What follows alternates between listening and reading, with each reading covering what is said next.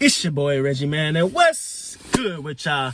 I got another video for y'all tonight on this beautiful October evening. First, I want to share why I haven't been posting in these past 2 weeks. Obviously, I'm a college student.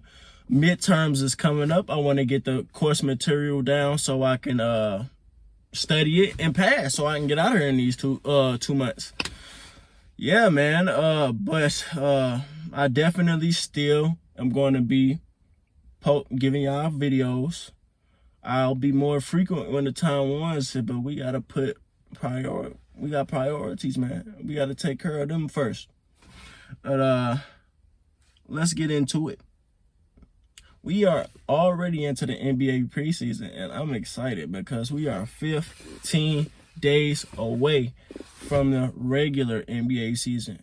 October 19th. It's coming, and we got a lot to look forward to. We got a new NBA champion in the Milwaukee Bucks led by the best player in the world, Giannis Antetokounmpo. We got a fully healthy Golden State Warriors team led by the Splash Bros, Draymond, and a returning Iggy. We got a young team to look at in Atlanta Hawks. We got the Knicks. We got the Suns who looking to run it back. They just picked up Landry Shamet and JaVale McGee. We got the Clippers who are going to be without Kawhi for a minute, but they just picked up Reggie Jackson, Justice Winslow. I think they re-signed Paul George. It's going to be an exciting season, but none of that I just mentioned is the topic of this video. First, I want to lead y'all into this. So, coming into the season, we got 2 legitimate, bona fide super teams. We got the East Coast super team led by Kyrie Irving, Kevin Durant, and James Harden. The Brooklyn Nets with Joe Harris, Nicholas Claxton, Blake Griffin, Paul Millsap, little Marcus Aldridge, Patty Mills. It's just a stacked deck. If you want to see a personalized version of all aces in your hand in a card game, that's them. And we got the Hollywood boys. So we got the West Coast version of the NBA's super teams. And these are the Los Angeles Lakers, or what I like to call them, the last resort Lakers. This is my topic of the day, man. The Lakers, while they are a super team, it's a lot to look forward to. And while I really don't think none of them play like outside of Westbrook, the Lakers really don't have like in the Hollywood appeal that comes with Los Angeles. They really don't have anything that I'm like looking forward to watch. But like from a basketball perspective, but all these dynamics that I'm about to mention, it's going to be interesting. So we're gonna start off with their current roster breakdown. I'm not gonna go through every player because every player is not gonna touch the floor. But we're gonna go, for the most part, we're gonna go with the newly acquired players, and we're going with the superstars, role players, etc. So let's start with I got my laptop right here in my car. We're gonna start with Carmelo Anthony. Carmelo Anthony just obviously he just came back into the league not too long ago. Played with the Trailblazers, performed well with Dame Lillard and CJ McCollum. As far as Carmelo is concerned, this is his chance. This is his chance at finally reaching the finals to get an opportunity to compete for an NBA championship. We know back in the day, he still wanted to compete against LeBron James and those guys, so he didn't join the Miami Heat when he had a chance to. LeBron, D-Wade, they pitched it to him. He was like, no, I want my money. I want to play for the Knicks, and I want to go against you. So this is his chance. He's going to probably come out. I don't know what he's going to do. I don't know what his role is going to be. Is he going to... Well, I do know what his role is. He's definitely going to be coming off the bench, but depending on Frank Vogel's schemes, he might be starting some games, who knows. So he is on a veteran contract. So this is a 1-year deal. All right, so now let's transition to Wayne Ellington. Wayne Ellington is a nice role player in the NBA. He's been playing since 2009, so he's been in the league for a while. He is a great shooter. He is, a great three-point shooter. He has a career 38.2% from the three. This is what the Lakers need because they only have 3 players from last year's team. They only have 3 players left from that roster. So they needed shooters. They got Wayne Ellington in the league for a while. As I said, he's definitely going to be one of those spot-up shooters for when either Russ or LeBron just drive in the paint and want to kick it out and get one of those easy assists they like to. So that's Wayne Ellington. Let's go now. I'm waiting on this to load. Cam Oliver. I'm not talking about him. Sorry about that. Austin Reavers. Not talking about him, man. Sorry about that. No offense to you, bro. I mean, you know, it is what it is. Trevor Ariza is the next person. Trevor Ariza, like Wayne Ellington, has been in the league a long time. He has bounced from a lot of teams, but he got this one skill that the Lakers need.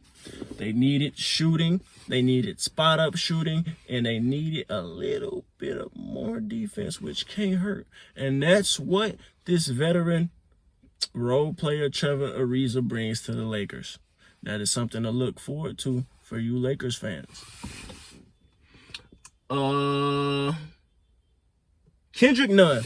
Kendrick Nunn, this is a pickup. This is a pickup I was honestly impressed with that the Lakers made. Kendrick Nunn, he is last season he averaged 14.6 points a game, 3.2 rebounds, and 2.6 assists. He shot 48, 38, and 93. So he is a shooter. He's young. He is just now coming from the Miami Heat, who at the time when he was on the team, they had a lot of young players, so they were jockeying for position on who is who on the team, and it seemed like Kendrick Nunn just lost. He didn't win. He lost out in that contest, in that teammate contest of who's going to be who on his team. You know, you still got Duncan Robinson, who just got a max contract. Tyler Hero, who's trying to prove himself after having a real bad season.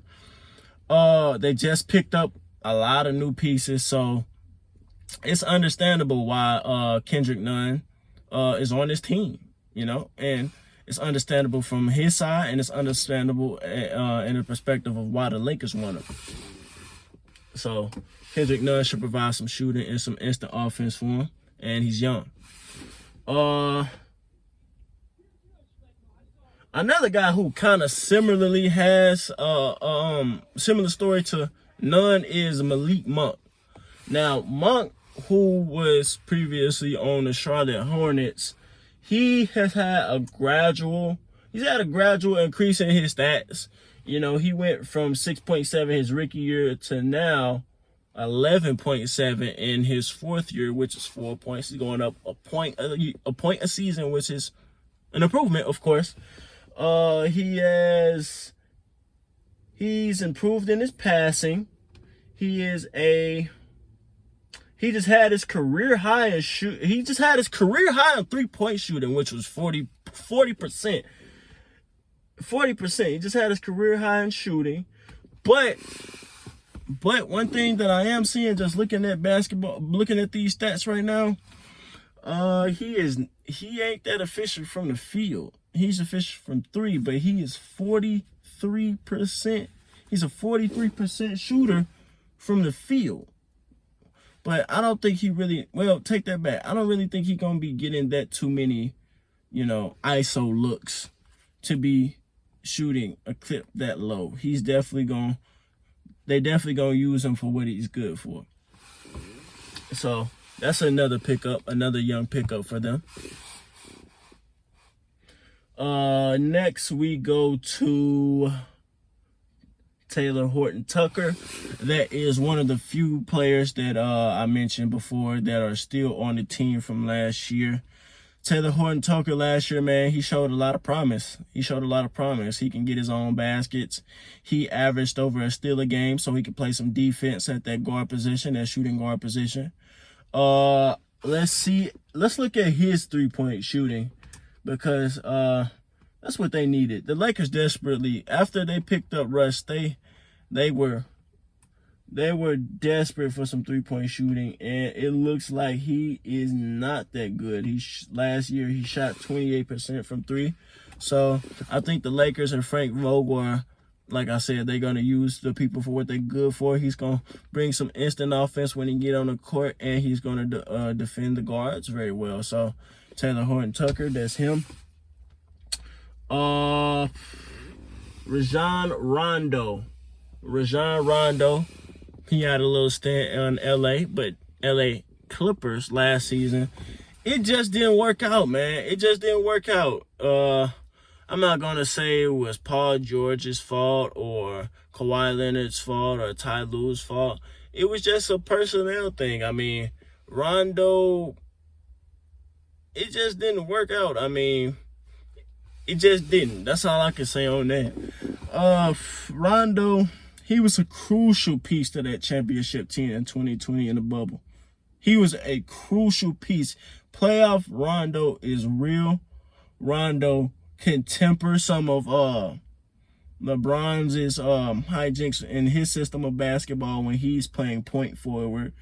He could temper that. He's a great playmaker, probably one of the best floor generals in the league right now.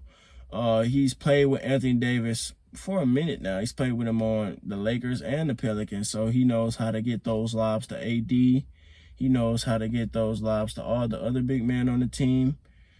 So he's gonna bring some defense. He's gonna bring that IQ, and he's gonna bring that playoff schematic performance that he always does. Another dude that he can throw a lob to is another returning Laker, Dwight Howard. Now, Dwight Howard has had a career resurgence in these past couple of years. He's got in shape. He's motivated, and he is a specialist at this moment in his career. Last season on the Sixers, he had a pretty good year. He had a good year in Philadelphia. So, I mean, we already know what Rondo and Dwight Howard brought to the Lakers. He's going to bring some of that interior. He's going to bring some of that interior defending with Anthony Davis. He's going to bring that toughness in the paint. That the Lakers are a tough team. Quiet as kept, the Lakers are a tough team in the paint. They got a lot of paint scorers, and he's just going to add to that. And they really should have never let go of Dwight Howard and Rondo in the first place. But I'm not Jeannie Buss. I'm not Rob Pelinka. I'm just Reggie. Yeah. So, Russell Westbrook. No, we're going to wait. We're going to go to Kent Bazemore. Kent Bazemore. That's going to be the next one. Kent Bazemore, he's a journeyman in the league now. No offense to him, no disrespect. It's a fact. He's a journeyman. He just played for the Warriors recently, and again, like I said, this is a motif that's going to be throughout this video. The Lakers are getting what they need. They got the superstars. They got the star power. Now they need the pieces, and I think they're getting them because they got Kent Bazemore, who just last season shot 41% from the three. He is a pretty... He's a pretty decent shooter from three. He shot 45% from the field last season. So the Lakers they're manning up, bro. They're going all in on what they need once again. So moving on, we have DeAndre Jordan. DeAndre Jordan, who was just on East Coast Super Team, is going to the West Coast Super Team. DeAndre Jordan, I really don't have much to say about him. he is, when need be, he's a lob threat. He's a lob threat, of course. But on the defensive end, he's going to bring some presence. He's 7 feet tall. He's going to bring some presence, but I don't think he is as quick as he used to be when he was younger. So his lateral quickness, I mean, they're getting bodies. The Lakers are getting bodies. They're getting the pieces, like I said. They're getting specialists at this moment. And what DeAndre Jordan provides in the league is defense and interior presence. So they got him. Now let's go to the bigger names. We're going to go to Anthony Davis. Anthony Davis, arguably the real finals MVP in that 2020 finals. The best player on this team, and I'm saying that emphatically. Anthony Davis is the best player right now on the Los Angeles Lakers. But he got some cons too. Last season not good. It wasn't good for Anthony Davis. Last season was arguably his worst season ever in his career so far. Anthony Davis, he put up his second lowest points per game since his rookie year, which was 21.8 points a game.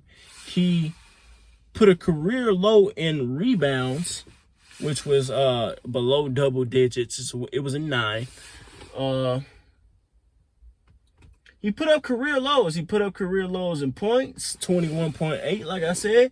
He put up career lows in rebounds, 7.9. He put up he put up a career low. He put up career low in blocks.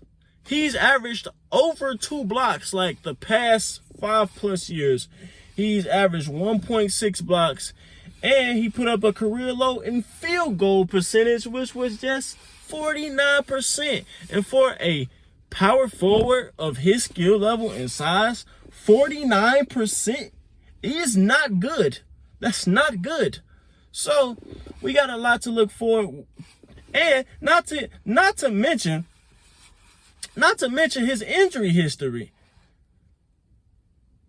Anthony Davis, he gets injured a lot. He's injury prone. And we're going to have to see what he brings to the table after getting knocked out in the playoffs. First round against the Suns. I mean, he played 2 games. They won with him. Now we got to see if he can stay healthy, and we'll see what he does output-wise. Let's talk about now. Let's transition to the Lakers' newest addition, Mr. Triple-Double, Russell Westbrook. Now, this pickup was big, man. This was a blockbuster. Russell Westbrook averaging his 4th straight triple-double for a season. He just put up his career high in assists, which was 11.7. And he led the Wizards to the play-in tournament from going on a God knows how long streak of wins. They went on a pretty decent winning streak to make it to the play-in, and he's a floor raiser. He's a floor raiser without a doubt. And he's going to bring that intensity that LeBron James doesn't bring.